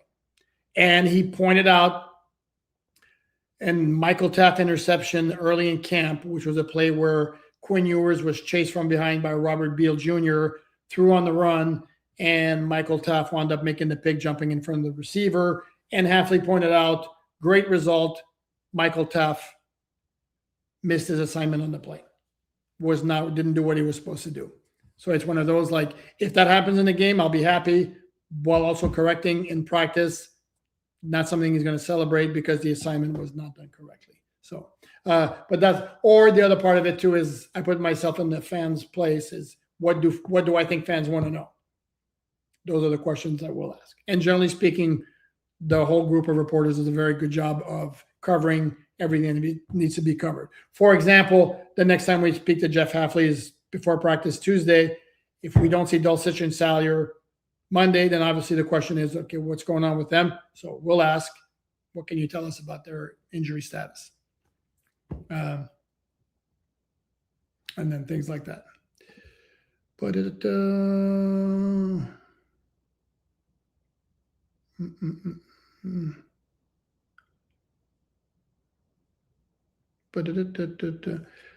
Common Law Kid says some covers surpass the originals. Hendrix version of All Along the Watchtower is much better than Bob Dylan. Same for many Led Zeppelin covers of old blues songs.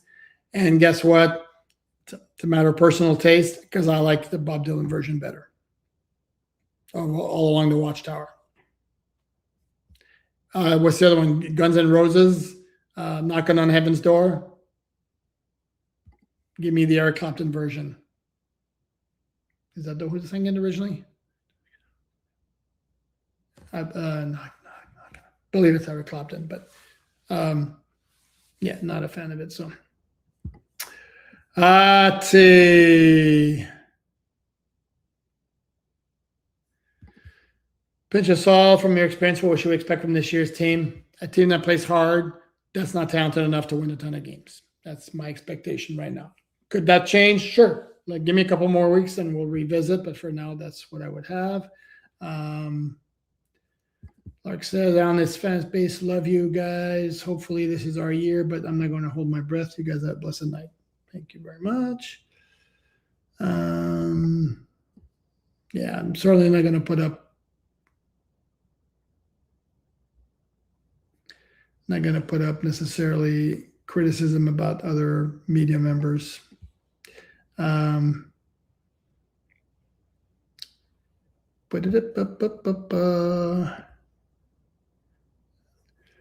the MLB brought in a salary cap, could you watch it again? No. Do you know why? Because again, it could, the lack of a salary cap cost my team. Major League Baseball did the Expos wrong like nobody's business. I'll give you an example. Major League Baseball ran the Dolphins, technically owned the Dolphins for a little period of time. And despite having a bare bones roster, they were in contention on September 1st, 1 year, when they were run by Major League Baseball, when teams were allowed to expand the roster by bringing up players. There's a little bit of a cost involved, and Major League Baseball refused to do it because they don't want to spend any more money on the Expos. I mean, if that's not your massive, that's not a massive FU to the Expos and their fan base from Major League Baseball, I don't know what is. The other part of it, too, is the game nowadays is so much strikeout or 3-run home run. That's like, I mean, yeah. I will admit, out of professional curiosity, I did watch the World Series last year, Toronto and LA. That was great theater. But as far as watching it regularly, no. Mm-mm. Probably too early to tell. Do any position coaches stand out? Too early to tell. So, and I think, you know what?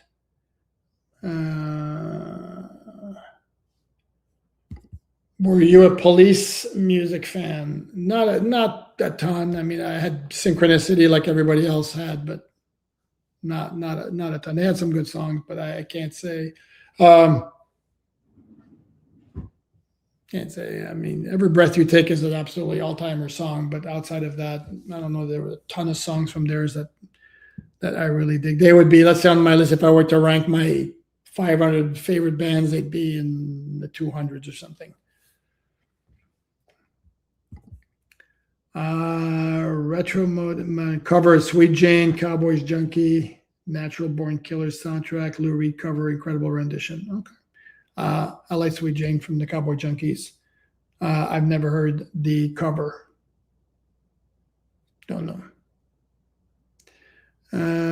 Let's see. Oh, Eric, you're late. You're way late. I've already addressed this many times. Yes and yes. Yes and yes. That's an interesting one here. Oh, I thought Dylan didn't. Oh, you're right. You're right. My bad. Yeah, Bob Dylan knocking on heaven's door. How can I not know? Because I love Bob Dylan. I'm going 2 hours. What's going to happen is what we're going to do when my clock here is on 1:56 hits 2 hours on the nose. I'm just going to sign off. You're going to see this bad boy here, and that'll be it. So before I get to that point, another big thank you. We had a really nice group out here this evening, which is why I went so long.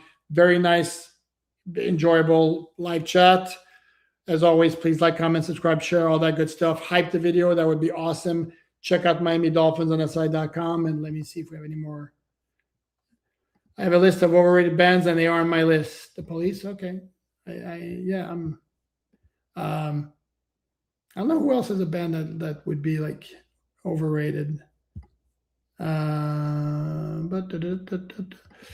Austin Wise, I was an every game watcher of the Red Sox for years. Checked out the last few. I don't like the home run or strikeout dichotomy. Yeah, it's I don't know. I like the strategy. I love the strategy and the game within the game of baseball. And I almost like baseball at one point as much, if not more, than in any other sport. And that's is gone.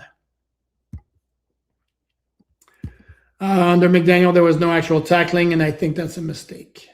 That there is tackling, or that there was no tackling before? Because I'm not sure here. Dylan and Springsteen do. How dare you say Bob Dylan's overrated? How dare you? To each his own. It's all good. I will say, I think, and as a native Canadian, this might be blasphemy, but I think Rush is a bit overrated by those who are like big Rush fans. It's like, if you're not a Rush fan, you're crazy and all that. And they're good. They like a lot of good songs, but not. Do we think we sign any free agents before the end of August? Yes. Don't expect big names. Like Lou says, hit that like button. Cleveland Indians. You mean the Guardians? Or are you going back? Thoughts on a complete unknown movie? It was okay. It was okay. Don't know that necessarily floored me. Saw Spider-Man yesterday with the family, and I truly wish kids loved it. Wife loved it. Mother-in-law loved it. To me, it was like, whatever. But I'm very happy that they all loved it. That made it a good movie for me. But for me, it was like, no, not my thing. Soft Cells, Tainted Love was the cover itself. See, there you go.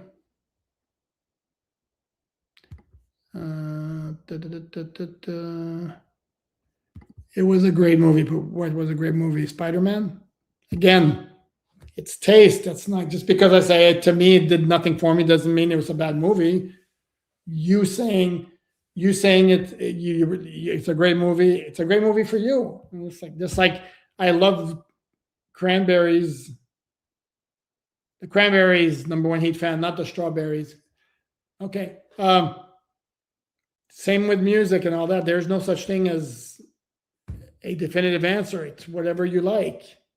Just like like I said, the music they're playing at practice, I don't like it. Doesn't mean it's not for me. There are other of the writers who like it. Yeah. When is your Netty show? I want to get on sooner. When is your next show? The live shows are always 7:30 p.m. Eastern time, and I'm 6 seconds. It's going to be gone very quickly. 7:30 p.m. Eastern time every Sunday. So I'll be back next week. And now with that, love you guys. Thank you so much for spending this time with me. See you tomorrow.